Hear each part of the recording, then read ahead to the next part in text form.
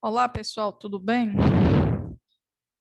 É, nós tivemos, né, que voltar a esse modelo de aula novamente, na integralidade, né, integralidade, porque nós estávamos parte das aulas presenciais, parte das aulas online, e por enquanto até o dia 17 de fevereiro, né, vamos torcer aí que as pessoas tenham consciência, né, do perigo dessa pandemia, né, e que elas se preservem, se cuidem, né, automaticamente utilizando as máscaras, o álcool em gel, que dessa forma a gente possa tentar voltar à nossa normalidade, né?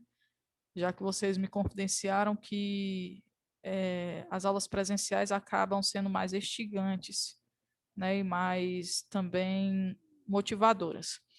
Bom, mas eu queria pedir a vocês que a aula de hoje não se tornasse uma aula cansativa, né? E que vocês se sentissem motivados a assisti-la, até mesmo porque é um assunto que, de certa forma, é bastante interessante.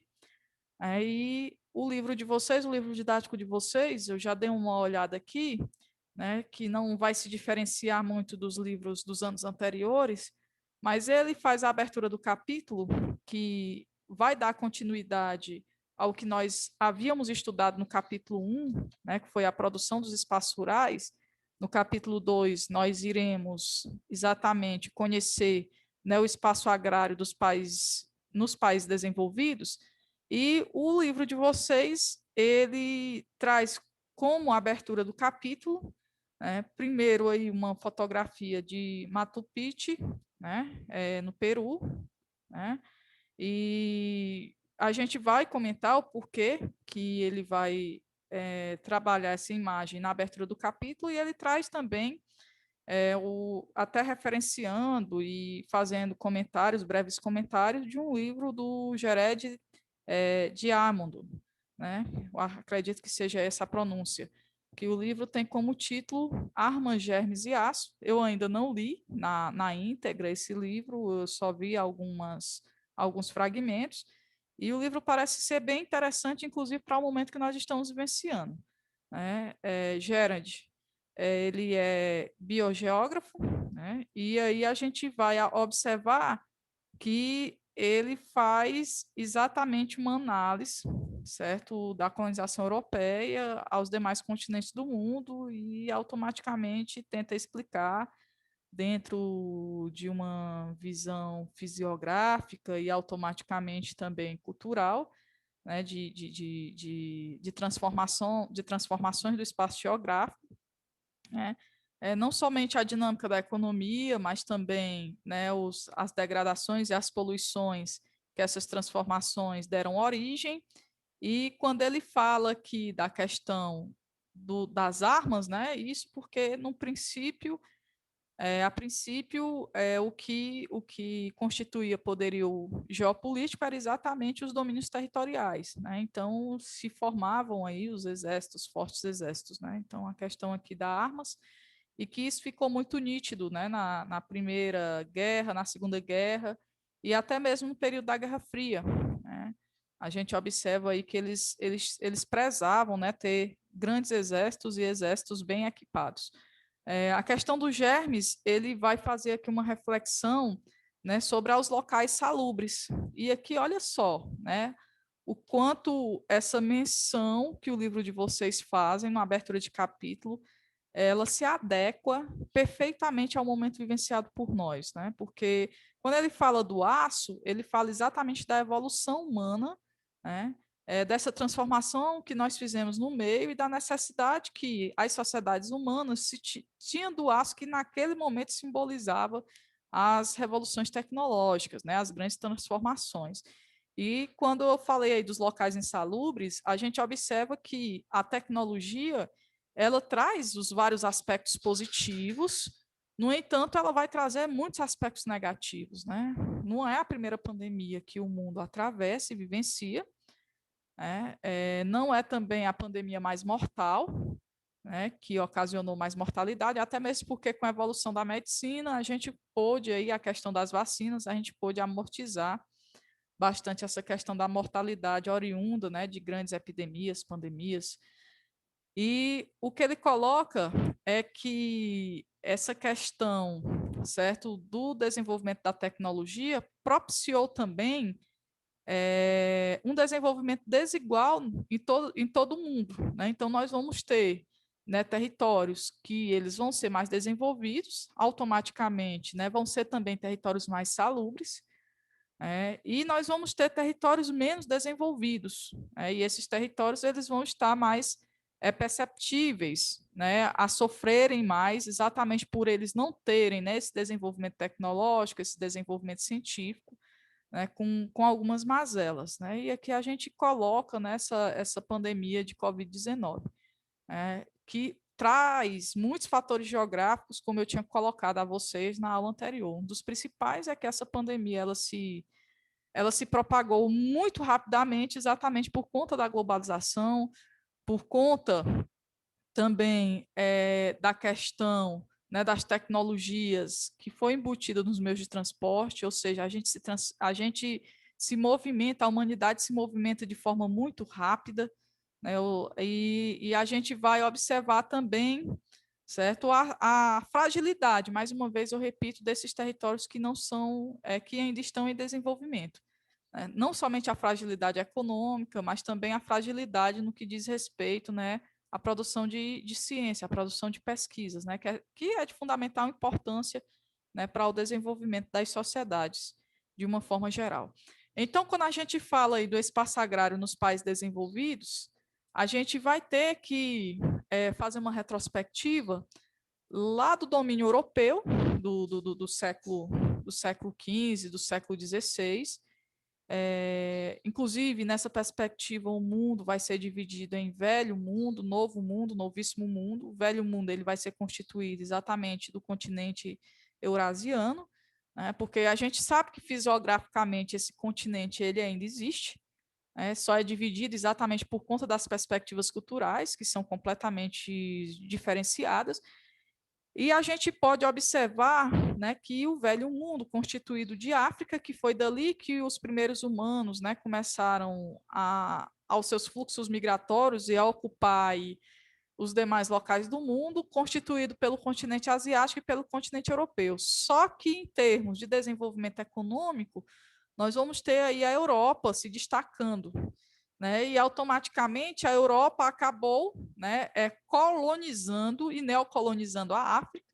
E é importante que a gente tenha essa compreensão, até mesmo para poder justificar, certo, as grandes dificuldades que hoje o continente africano atravessa, né? Tanto dificuldade de desenvolvimento social, de desenvolvimento econômico, e também para justificar e explicar as grandes mazelas, né? Como, por exemplo, epidemias de HIV, a fome ainda é crônica em muitos países africanos, né? Exatamente por conta dessa colonização e dessa neocolonização, que foi com o objetivo apenas de retirar as riquezas, né, daquele continente e automaticamente explorar, né, a mão de obra da população nativa, né? Que inclusive nós utilizamos, os europeus utilizaram essa mão de obra como mão de obra escrava em vários outros continentes, inclusive primordialmente no continente americano. Então, esse é o velho mundo. Mas por que eu falo do velho mundo? Exatamente para que vocês tenham noção, né, do domínio europeu sobre os demais continentes.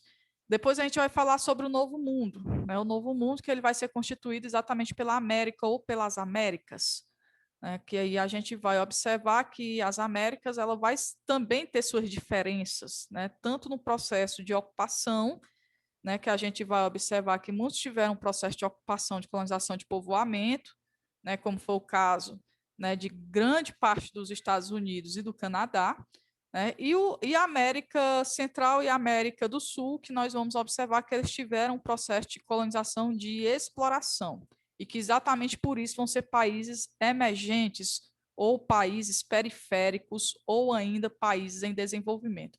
Nós sabemos que esses termos, né, países periféricos, países emergentes e países em desenvolvimento, eles vão ser utilizados dentro da geografia. Por exemplo, quando eu falo de países periféricos, eu falo exatamente daqueles países que têm dependências tecnológicas, né, dos países centrais, né? Quando eu falo dos países em desenvolvimento, eu já atrelo mais essa questão, esse termo em desenvolvimento, à questão do desenvolvimento econômico e do desenvolvimento social também. A gente sabe que esses territórios que vivenciaram um tipo de colonização de exploração, eles trazem como herança histórica, né, grandes latifúndios, e eles trazem também como herança histórica grandes desigualdades sociais. E nós vamos observar que esses dois pontos, né, as desigualdades sociais, que é originada, inclusive, dos grandes latifúndios, né, quando a gente vai falar aqui na perspectiva agrária, nós vamos observar que isso é um ponto primordial exatamente para que a gente não consiga alavancar desenvolvimento. E nós vamos ter algumas características peculiares, exatamente decorrente dessas grandes extensões de terra. Por isso que, por exemplo, o Brasil, né, que foi um país que nunca de fato fez uma ampla reforma agrária, né, e a gente tem, inclusive, um sistema político que, de certa forma, protege, né, e faz com que isso não ocorra, com que essa reforma agrária não ocorra, e automaticamente a gente tenha aí, né, as desigualdades sociais se perpetuando no território brasileiro. E a gente observa que acaba se impulsionando mais o agronegócio, que são exatamente essas produções voltadas para os grandes latifúndios, que não precisam muito, né, de incentivos governamentais. E, por outro lado, a gente enfraquece aí a agricultura familiar, né, que a agricultura familiar são aquelas agriculturas desenvolvidas em pequenas propriedades, onde nós também podemos chamar de agricultura de subsistência, e no caso do país emergente como o nosso, né, é exatamente quem abastece o mercado interno. Então, eu estou fazendo toda essa discussão para que vocês compreendam, né, que existem diferenças imensas entre o mundo desenvolvido, produtor de tecnologia, produtor de ciências, né, que tiveram ali sociedades formadas e desenvolvidas com o intuito, né, de desenvolver o território economicamente, e o mundo periférico emergente em desenvolvimento, com grandes desigualdades e grandes injustiças sociais, e que muitas vezes grande parte da sua população não consegue ter essa percepção exatamente por sequer conhecer o processo histórico, né, que se deu nesse território.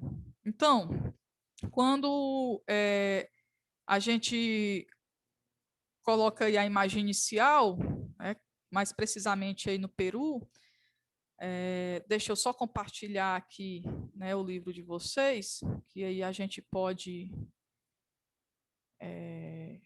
verificar essa imagem de uma forma melhor.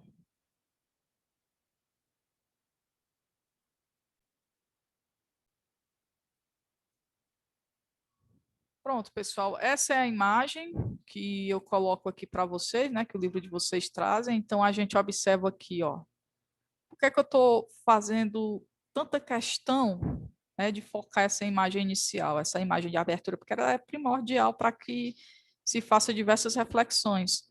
Então, aqui, ó, o desenvolvimento dos Incas, né? Os Incas, para quem não sabe, são civilizações da América do Sul, são civilizações latinas, né? E eram povos que eram extremamente organizados, né?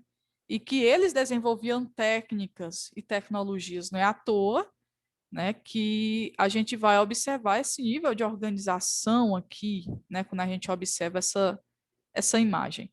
Só que aí a gente teve posteriormente, né, o domínio europeu. E o domínio europeu, ele fragilizou essas civilizações, né? Ele dizimou essas civilizações.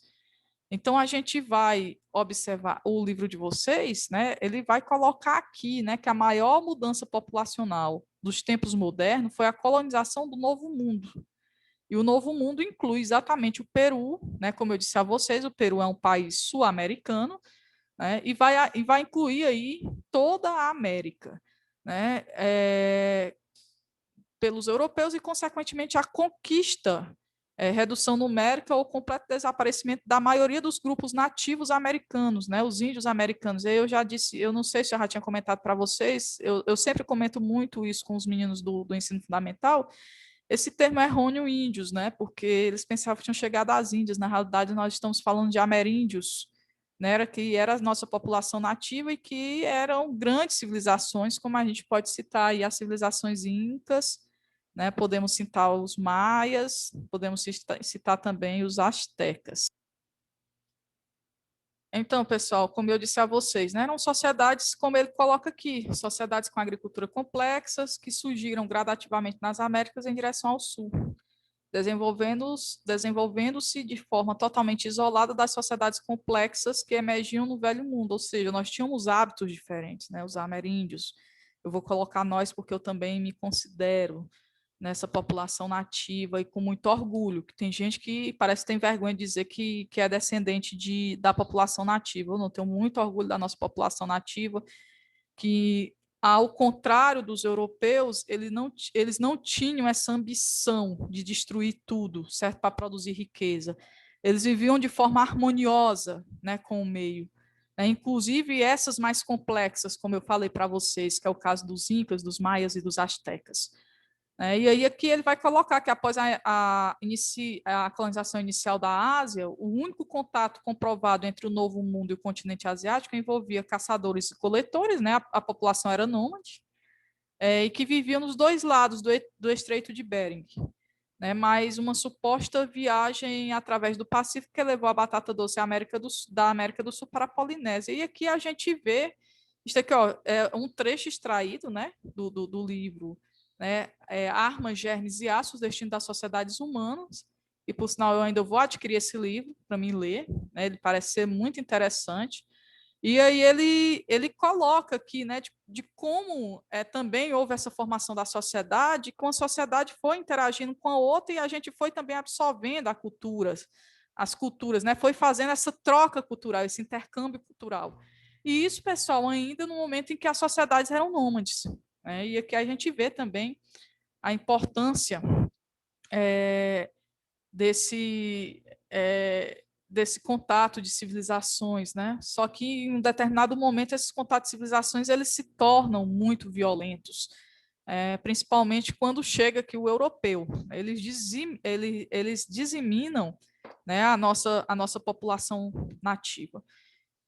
E para falar, quando chegar no momento oportuno, eu compartilho de novo o livro. Nós vamos precisar utilizar mapas, né?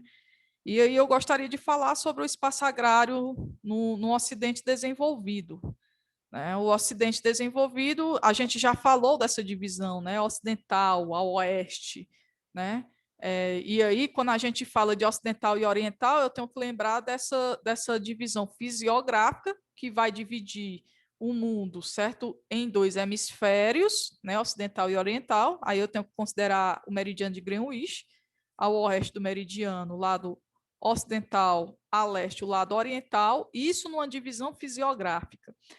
E se eu for considerar na perspectiva cultural, né, histórico-cultural, eu vou observar que as culturas orientais são bem diferentes das culturas ocidentais.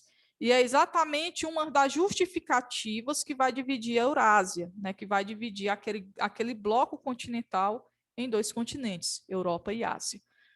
Então, assim, parece algo muito básico, mas é algo que nós temos aqui que recapitular, certo? Então, nós vamos começar a falar sobre os Estados Unidos e sobre os belts, né? Ou sobre os cinturões.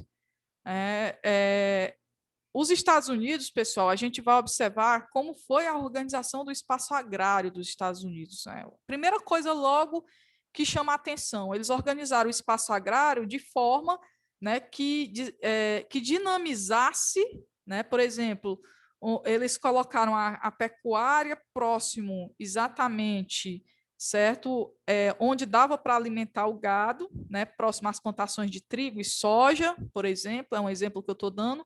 Por quê? Porque, de certa forma, isso aí, além dos espaços agrários se comunicarem, né, eles acabam tornando essas produções mais baratas. Né? Ou seja, se a gente voltar para o espaço agrário brasileiro, a gente vai ver que a gente não tem esse nível de organização. Né? Muitas vezes, as nossas culturas, né, o nosso meio agrário, ele não se comunica, né, dificultando muitas vezes, inclusive, até a comercialização dessa produção.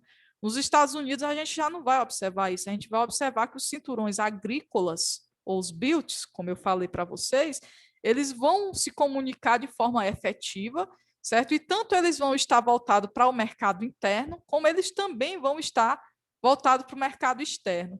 E o que é importante a gente colocar, quando a gente fala da agricultura estadunidense, é a questão do protecionismo estatal, né? Ou seja, os Estados Unidos ele tem um protecionismo que ali ele incrementa, né? Ou ele injeta valores exatamente para que o produto estadunidense ele se torne mais barato do que os produtos que vêm de fora.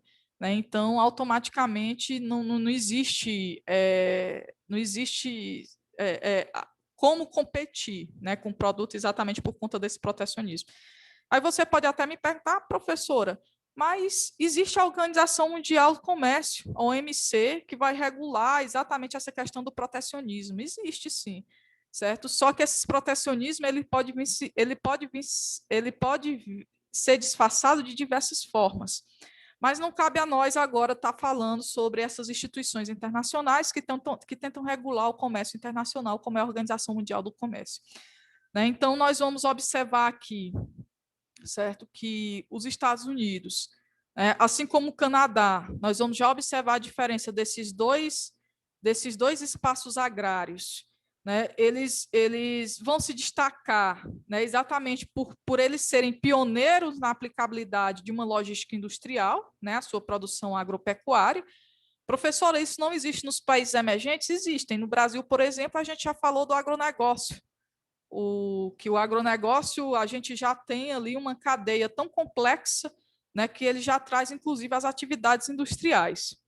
Então, a gente pode observar, né, que esses cinturões agrícolas dos Estados Unidos, eles garantem, mais uma vez, eu faço questão de frisar e repetir, né, eles garantem um abastecimento interno, né, com a maioria dos produtos que necessitam, né, que o mercado estadunidense necessitam, e mantém um volume de exportações muito elevado também, certo?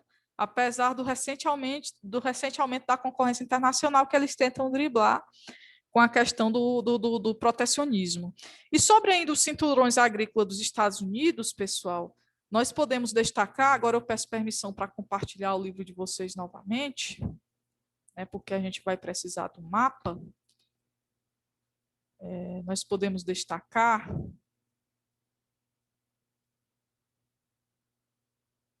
pronto, só aumentar aqui um pouquinho. Nós podemos destacar, certo, a questão do milho. Vocês estão vendo aqui, ó, a cultura do milho, cinturão do milho. E que esse cinturão do milho, apesar do mapa não trazer essa informação, nós vamos ter também, certo, aqui o cinturão da soja, né, que se expande nessa mesma região, a soja. Então, a gente vai observar aqui que tanto o milho quanto a soja ela é utilizada, né, como matéria-prima para a ração animal também é utilizada para a produção de óleo comestível. Né? E olha só, aqui nós vamos ter, só para vocês acompanharem aqui, a pecuária de corte. Né? Então, a pecuária de corte, né, que vai estar próxima, né, ó, ao cinturão do milho, ao cinturão da soja. Né? Nós vamos ter também aqui, certo, o cinturão do leite. Ó. Olha só o cinturão do leite, olha a proximidade. Né? A pecuária de corte vai estar já um pouco mais distante, né, aqui o oeste, mas aqui o cinturão do leite, ó, já vai estar exatamente aqui dialogando, né, exatamente com o milho e a soja que serve de ração animal, né, para essa produção leiteira aqui, para essa pecuária leiteira. Certo? Então, nós vamos ter aí, certo? Que isto aqui é a pecuária intensiva, né, pessoal? A produção leiteira, a gente sabe que eles desenvolvem aqui na pecuária intensiva. Por outro lado, como eu disse a vocês, nós vamos ter aqui o gado de corte, né, mas aqui na região oeste, né, que aqui são áreas menos valorizadas, né, são territórios menos valorizados dos Estados Unidos. E que nós podemos destacar aqui que, né, essa área aqui são por que são menos valorizados? Porque são terrenos montanhosos, certo? E são terrenos áridos, né? Então, eles cultivam aí a pecuária de corte. Nós vamos ter a fruta produzida aqui no sul e na costa oeste, responsável por abastecer, né, o país, né? Aqui na fruta a gente vai as culturas tropicais, né? Aqui nós vamos ter aquelas nítidas aqui. Nós vamos ter também o destaque o trigo, certo, cuja produção apresentam variedades que se adaptam com rigores climáticos, ou seja, o trigo ele foi uma cultura já geneticamente modificada, exatamente para ele poder suportar os rigores climáticos, certo, dos Estados Unidos, né? Então a gente pode observar aí, certo, o trigo ele vai ser produzido na primavera, né, com a germinação mais rápida, e nas áreas frias de planícies do centro-norte, certo? Nós vamos ter o algodão também, né? O cinturão do algodão, né? Que com a produção no Vale Baixo, no Vale do Baixo Mississippi, e a questão da horticultura, das frutas, a produção de granja, certo? Ela vai ser realizada as áreas próximas as áreas, certo, densamente povoadas, né, densamente habitadas, ou seja, essa produção de horticultura, de granja, de fruticultura, elas vão estar exatamente por ela abastecer as cidades, elas vão estar próximas às cidades, ou seja, elas vão estar próximas exatamente às áreas densamente povoadas. Mais uma vez eu repito, é como eu disse a vocês, o espaço agrário estadunidense, eles vão dialogar, certo? E ele foi extremamente planejado exatamente para se eliminar custos, né? E automaticamente eles terem uma maior margem de lucros. E tanto eles vão dialogar quando a gente faz menção a esse mercado interno, quanto eles vão dialogar também com a questão do mercado de exportação, né? Do mercado externo. Outro aspecto que nós podemos citar na agropecuária estadunidense são algumas práticas que são utilizadas, né, que elas são um tanto controversas. Muitos solos, e isso são controversas como, Germana? Porque essa prática pecuária, certo? Essa agropecuária, ela vai ocasionar exatamente o desgaste do solo. Então, a gente vai observar muitos solos estão se tornando solos esgotáveis, né, esgotados, perdão, e isso ocorre exatamente pela excessiva prática da atividade monocultora, e também essa excessiva prática vai ocasionar a perda da fertilidade natural, né, que vem sendo compensada com o uso crescente de produtos industrializados, como os fertilizantes químicos, né, os fertilizantes químicos, os agrotóxicos, e o expressivo avanço do uso de sementes transgênicas. E é importante frisar que até hoje a gente não sabe de fato, né, quais são as consequências do consumo de alimentos transgênicos para a população mundial. E aí, pessoal, para a gente poder encerrar essa questão do espaço agrário estadunidense, vem ocorrendo agora nos Estados Unidos. A gente tinha ali, a gente já não tinha presença de grandes latifúndios. Os Estados Unidos ele é marcado exatamente por minifúndios altamente produtivos. E esses minifúndios, que são chamados de farms, né, eu acredito que seja assim a pronúncia em inglês, eles são propriedades de agricultura familiar, né? E aí a gente vai observar que lá desde quando foi instituída a lei que regulamentou a concessão de terras durante a expansão territorial rumo ao oeste do território estadunidense, no século XIX, vem crescendo de forma significativa a questão dos aglomerados, né, dos aglomerados agrícolas, que nada mais são do que um crescente processo de concentração de propriedades nas mãos, né, de conglomerados agroindustriais, de poderosos conglomerados agroindustriais. Então, isto aí vem desestabilizando nessa questão, né, dos farmings. Os farmings vêm perdendo suas propriedades, né, exatamente para esses grandes conglomerados. E nós vamos agora fazer uma análise, né, e conhecer um pouco do espaço agrário canadense. Bom, pessoal, vamos aqui nos reportar um pouco ao espaço rural canadense. A primeira observação que nós temos que fazer, eu vou aqui interromper esse compartilhamento, porque a gente não vai mais precisar desse mapa.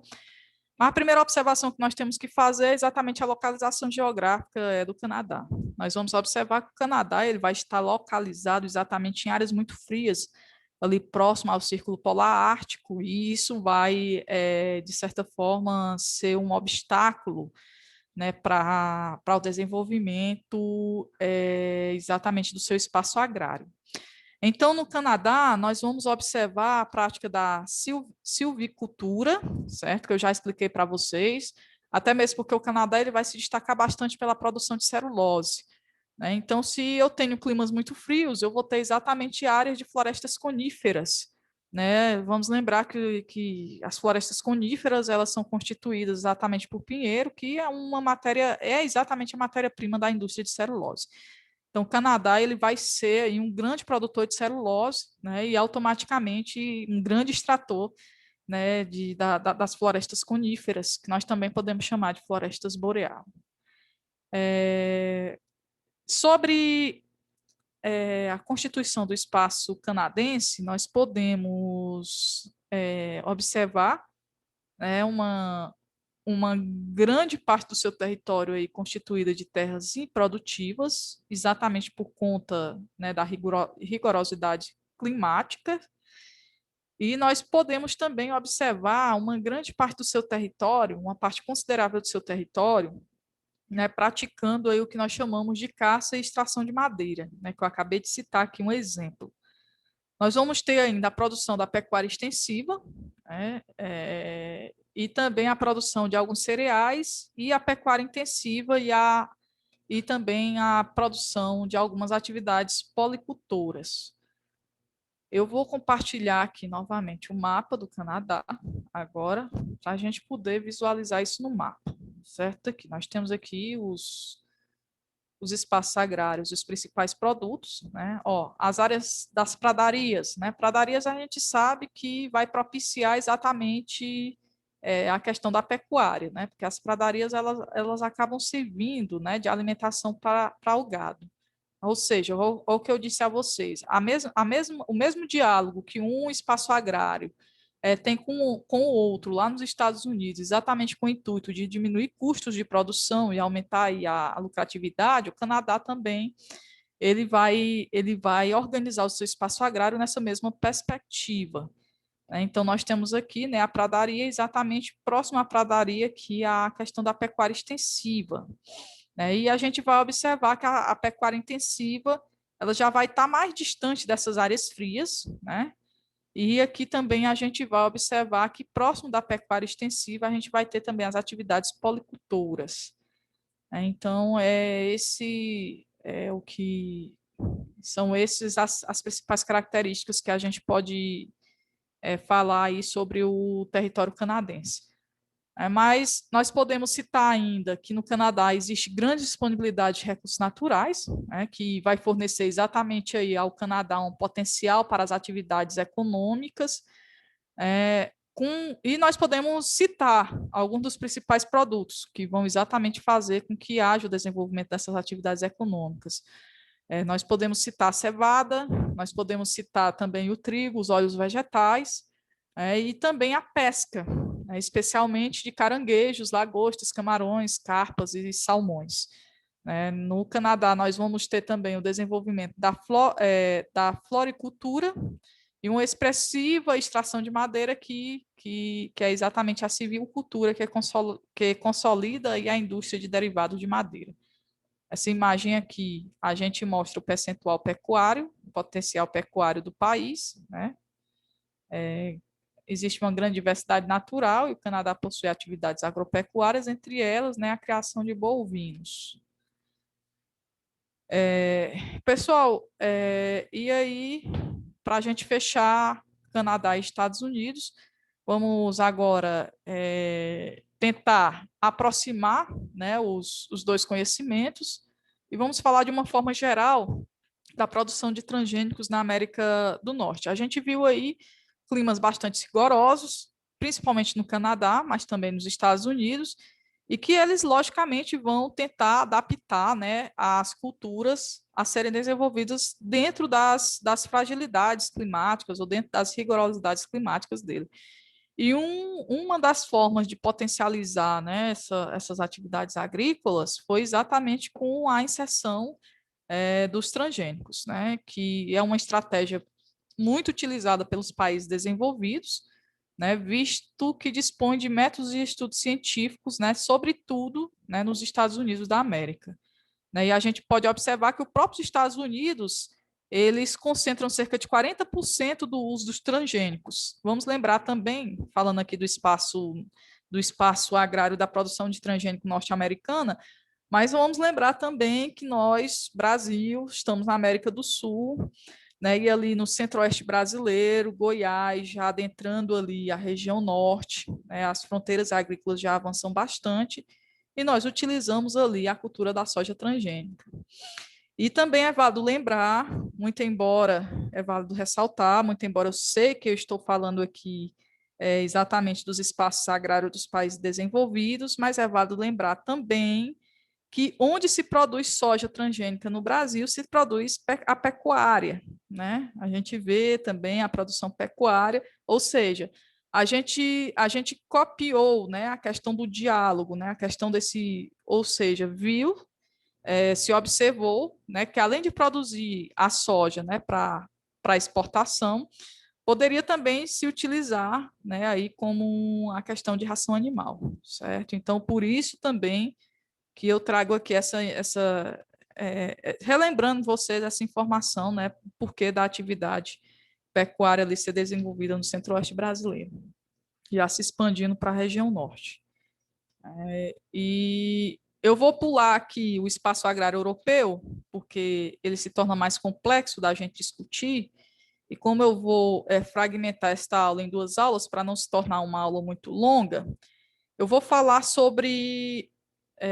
Vou tentar aqui concluir essa aula com a agropecuária dos outros países desenvolvidos, colocando aqui a questão do Japão, da Austrália e da Nova Zelândia. Né? Por que eu vou destacar aqui a questão do Japão? Porque o Japão é uma ilha, né, inclusive uma ilha paupérrima em recursos naturais, mas que, no entanto, né, inclusive o custo de vida no Japão ele é elevadíssimo exatamente por isso, né, porque como eles são pobres em recursos naturais, praticamente eles exportam, né, todas as matérias-primas e também a alimentação, né, de outros países. Né, então, isso reflete exatamente no custo de vida, né, da população japonesa.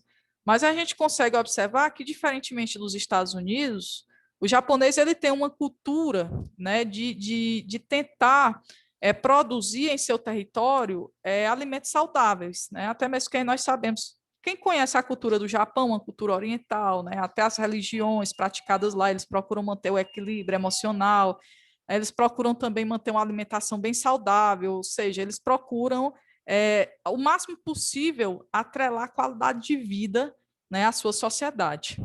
Né? Então, o Japão ele é um arquipélago formado, né, exatamente por montanhas, terrenos montanhosos. Nós sabemos que é uma área, certo, de atividades tectônicas. Ali nós vamos ter terremotos, nós vamos ter vulcões ativos, e não tem nada de condição favorável, né, para a produção agrícola. Então, o espaço também, o Japão é um país extremamente povoado e populoso, né? O espaço para a produção agropecuária, é importante a gente frisar, que ele vai ser compensado com o uso de tecnologias bastante avançadas que se expandem os limites da produtividade nas concorridas terras japonesas, né? Aí a gente observa aí, ó, no Japão, o que é que se destaca? A questão das fazendas urbanas, instaladas muitas vezes em edifícios no meio da cidade. O resultado é surpreendente, tornando-se o país praticamente autossuficiente em diversos produtos, como o arroz, que é intrínseca da cultura japonesa, né? Inclusive a principal base alimentar nacional é o arroz, né? A produção da risicultura, também alguns legumes e eu não sei se vocês sabem, mas o Japão também ele vai se destacar pela produção de algas, né? Porque ele também consegue atrelar isso à sua gastronomia. Né? Então, a gente observa que essas fazendas urbanas, ela propiciou bastante o Japão a reduzir de forma substancial, certo, a necessidade de importação de alimentos básicos para a população japonesa, né? Mas mesmo com essas fazendas urbanas, a gente consegue observar ainda que é registrado especialmente em relação a produtos agrícolas típicos de clima quente, certo, uma grande importação, né? O que mais uma vez eu reforço, né? Isto aí vai repercutir no custo de vida, certo, do Japão. No entanto, o Japão é um país desenvolvido, isso não precisa nem eu dizer, até mesmo porque a gente está trabalhando no meio agrário dos países desenvolvidos. Né? O padrão de vida japonês ele é mantido por causa de elevados investimentos no setor industrial, né? Que resulta num PIB bem acentuado, e a gente observa aí que aproximadamente 40% da população ativa está empregada, né, no setor industrial. Pessoal, é válido lembrar que exatamente por o Japão ter pouquíssimas áreas agricultáveis, nós vamos ter também uma população rural bem restrita, né? A questão aí, a diversificação de produtos para dar conta da demanda do país, né? Como eu disse a vocês agora há pouco, ela se constitui um grande desafio, e para amenizar essa questão das importações, né, de mercadorias, eles tentam em desenvolver essas fazendas urbanas.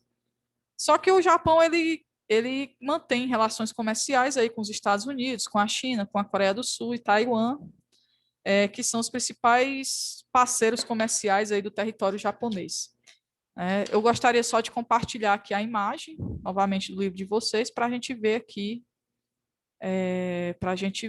o mapa do Japão e automaticamente poder compreender essa produção do espaço agrário melhor, certo? Nós vamos ter aqui o mapa do Japão, né? Aí nós vamos ter, vocês podem observar aí a questão do rebanho bovino e suíno, a questão das lavouras, o uso de terra para policultura, a área de floresta, como eu disse a vocês, eles tentam preservar uma qualidade de vida, então eles mantêm as florestas dele, ou seja, a sistemática do japonês, né, a visão do japonês ele é bem diferente da visão do estadunidense. Os Estados Unidos é lucro acima de tudo e de todos, e até da qualidade de vida deles. O Japão não, o Japão eles já primam, né, por manter a qualidade de vida, então a gente observa aqui até a manutenção, né, das áreas de florestas, certo?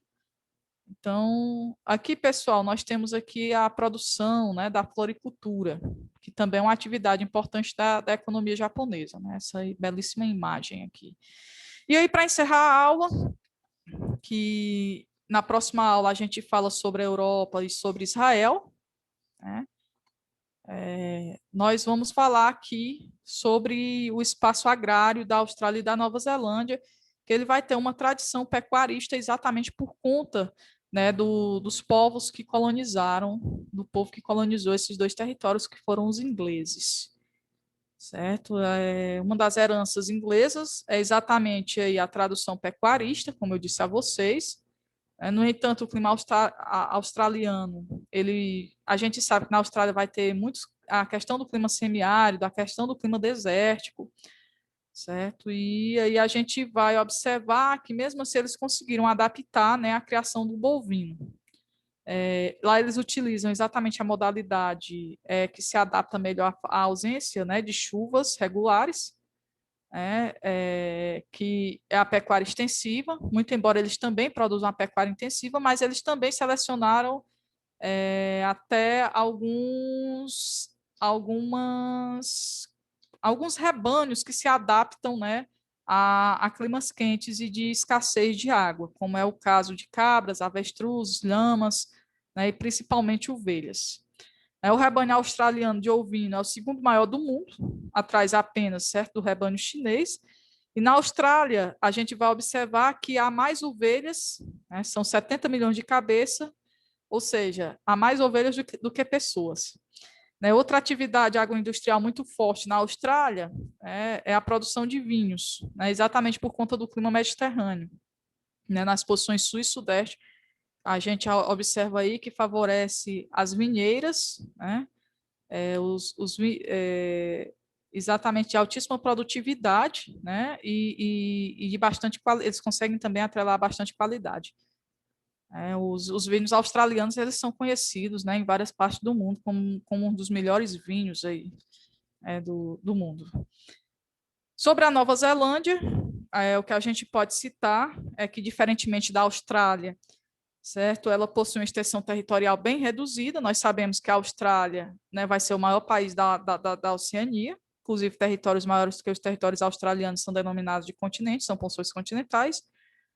E aí nós temos que o fato também, certo, da diversidade de atividades econômicas, que também vai ser bem diferente da Austrália, né? Ou seja, a Nova Zelândia vai ter uma diversidade bem reduzida. A dinâmica econômica do país resultou em um PIB expressivo também, né?